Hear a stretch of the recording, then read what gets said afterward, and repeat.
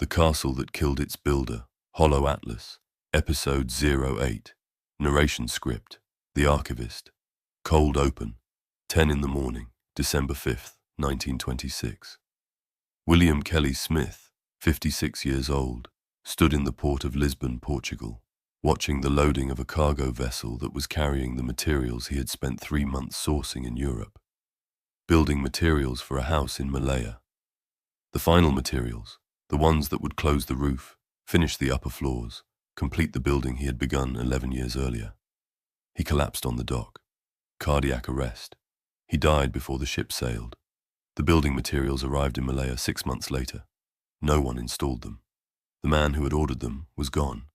The woman he had built the house for visited once after his death and never returned. The house is still standing in Batu Gajah, Perak, Malaysia. It has been standing, unfinished, for 100 years. The 5th floor has no roof. The elevator shaft, the first house in Malaya designed for a private elevator, contains the elevator mechanism, which arrived from England after William Kellie Smith died. The mechanism was never installed. It is still in the shaft. The building is called Kellies Castle. It is a monument to a sentence that was never completed. Act 1. The man and what he built, William Kellie Smith, was born in Lossiemouth, Scotland in 1870. He arrived in Malaya in 1890 at the age of 20. The timing was deliberate. Malaya in 1890 was at the beginning of the rubber boom. The British had introduced Hevea brasiliensis, the rubber tree, from South America via Kew Gardens, and the combination of tropical climate, available land, and colonial administrative infrastructure was producing fortunes for men willing to work the plantations. Kellie Smith was one of those men. He established himself in Perak, acquired plantation land, built a business, and by the time the rubber boom peaked in the first decade of the 20th century, he was wealthy by any reasonable measure. He had a wife, Agnes, Scottish, whom he had brought to Malaya, and a growing household staff, and a set of social aspirations that were common among the prosperous British colonial class in that era. He needed a house to match. Construction of what would become Kellies Castle began in 1915. The site was on his plantation land at Batu Gajah in the state of Perak on the Malay Peninsula. The design was ambitious to the point of impracticality. 5 stories, a rooftop tennis court, Moorish arches influenced by the architecture Kellie Smith had seen in India and Portugal, red brick imported at considerable expense, and a private elevator, a technology that was rare in private residences in Britain at that point, let alone in colonial Malaya. The Moorish architectural elements are worth noting because they represent a deliberate choice. A Scottish planter building a house in British colonial Malaya could have built anything. A standard colonial bungalow, a Georgian revival, something the British colonial administration would have found entirely familiar. Kellie Smith chose Moorish arches. He chose Mediterranean and South Asian decorative idioms. He was building, in other words, not a piece of Scotland transplanted into the tropics, but something that acknowledged where he actually was. A man at the intersection of multiple cultures, building a house that reflected that position. The construction force was Tamil, labourers brought from South India to work the rubber plantations, who also worked the building site. The project ran for 3 years before it stopped. 1918. The Spanish influenza pandemic reached Malaya. The death toll among the Tamil workers on Kellie Smith's plantation and construction site is not recorded precisely. Records of Tamil labourer deaths in British Malaya during the 1918 pandemic are generally incomplete. What is recorded is that the pandemic was severe.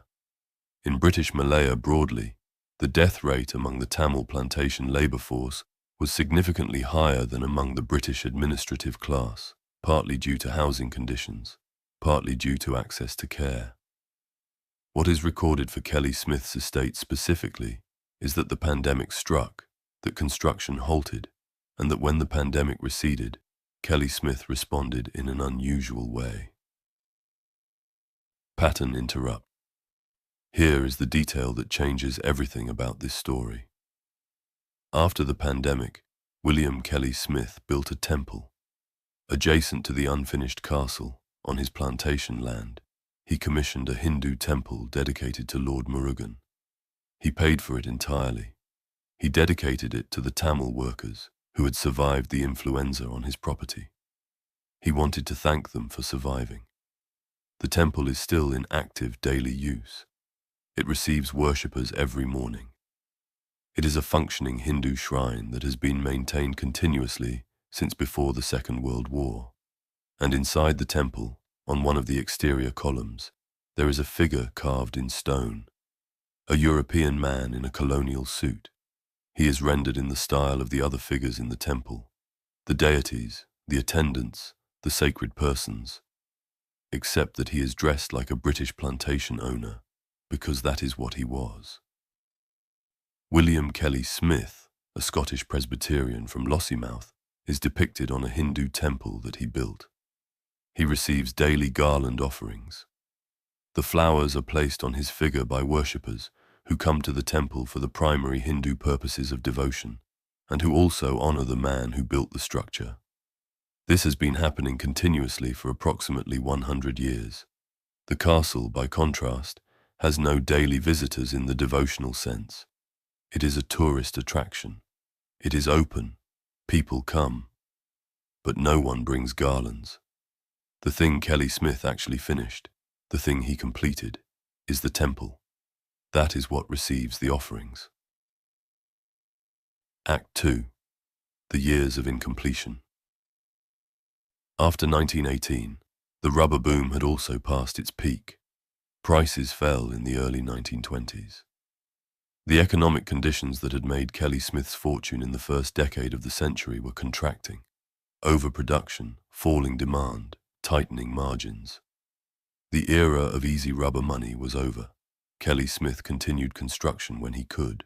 The castle was partially resumed, the lower floors made habitable, the structure raised further. But the resources and the urgency were different. The project that had been planned as a statement of arrival was now a long, expensive obligation. Agnes and their 2 children, a son, Anthony, and a daughter, Helen, lived in Kellie's castle during this period, occupying the habitable lower floors while the upper structure remained open to the sky. Agnes was by all accounts a practical woman. She managed the plantation in periods when her husband was away on business. She maintained the household. She does not appear, in what records survive, to have been a woman given to sentiment about unfinished rooms. The castle as a partial residence is an unusual situation to contemplate. The family lived in a building that was simultaneously a home and a construction site. The children grew up in rooms that had no ceiling above them, in a house that was perpetually becoming rather than being. Helen Kellie Smith, later interviewed in Scotland in the 1970s, described her childhood in the castle as ordinary. She had known nothing else, so the unfinished upper floors were simply the upper floors. They were not strange to her. They were home. William Kellie Smith made multiple trips to Europe during the 1920s. To Scotland to visit family, to Portugal, for reasons that the records describe vaguely as business, and the final trip to procure the materials to finish the house. He booked passage from Lisbon in December 1926. He did not board the ship. The news reached Agnes in Malaya by telegraph. She made arrangements. She settled the estate. She came to Malaya once more to organize the sale of the plantation and the closure of the business. Then she went back to Scotland and never returned. The building materials that Kellie Smith had loaded onto the ship in Lisbon arrived in Malaya in mid-1927. No one had arranged for their use. They were either sold, stored, or left, depending on which account you follow. The records at this point are unclear. The elevator mechanism arrived separately from the English manufacturer and was placed in the elevator shaft, where it remains. The castle passed through several periods of private ownership after the family's departure, and eventually into government hands. It was used as a storage facility at some point. It was looted at some point. The original fittings were stripped in the decades after the war. It was open to the elements for extended periods.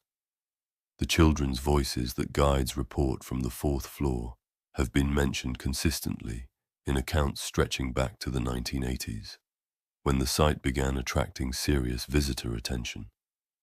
The fourth floor was an unfinished level, partially roofed, partially open. There is no record of children being harmed at the site. The origin of the accounts is not documented beyond the repetition of guides telling visitors what other guides have told them. Act 3. The Tunnel and What Remains. In 2018, a survey team mapped a tunnel beneath the castle grounds. The tunnel has an entrance near the base of the structure. It extends for approximately 40 meters and then terminates. The construction is consistent with the main building, the same period, the same materials. It is not on any architectural plan that has survived.